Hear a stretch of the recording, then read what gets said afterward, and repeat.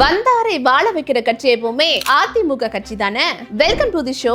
26 EPS விஜயகாந்தோட தேமுதிக கட்சி 2011 அதிமுக கூட கூட்டணி வச்சாங்க. தேர்தல்ல தேமுதிக கட்சி 2வது இடம் பிடிச்சு எதிர்கட்சி வரிசையில உட்கார்ந்தாங்க.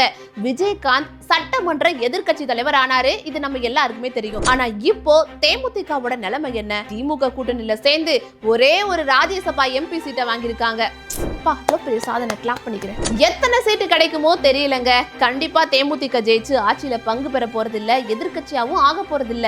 இதுதான் இன்னைக்கு தேமுதிகவோட நிலைமை. நான் பொய்யெல்லாம் சொல்லல, அதுதான் உண்மை. சரி, இப்போ வேற ஒரு விஷயத்துக்கு வரலாம். திமுக இஸ்லாமியர்களுக்கு ஆதரவான கட்சின்னு அவங்கள சொல்லிப்பாங்க. பெண் உரிமையை காப்பாத்துறதுக்காகவே பிறந்த கட்சின்னு அவங்களே பீத்திப்பாங்க. ஆனா திமுக கட்சி இதுவரைக்கும் எத்தனை இஸ்லாமிய பெண்களை வேட்பாளரா நிறுத்திருக்காங்க சொல்லுங்க பார்க்கலாம். 2006வது வருஷம் திருச்சி மாவட்டம் மருங்காபுரி தொகுதியில கவிஞர் சல்மாவை திமுக வேட்பாளரா நிறுத்தினதோட சரி, அந்த சல்மாவையும் கூட திமுக காரங்களே உள்ளடி வேலையை செஞ்சு தோற்கடிச்சிட்டாங்க. ஆனா நம்ம அதிமுகவை பாருங்க.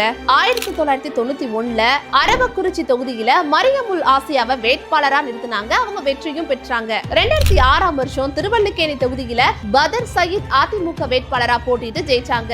வாணியம்பாடி தொகுதியில நிலோஃபர் கவிலாவை வெற்றி பெற வச்சு அவரை அமைச்சராக்கின கட்சி கூட அதிமுக தான். ஆக இஸ்லாமிய பெண்களை மதிக்கிற கட்சி அதிமுக தான். இல்ல எல்லா பெண்களையும் மதிக்கிற கட்சி அதிமுக தான், திமுக இல்ல.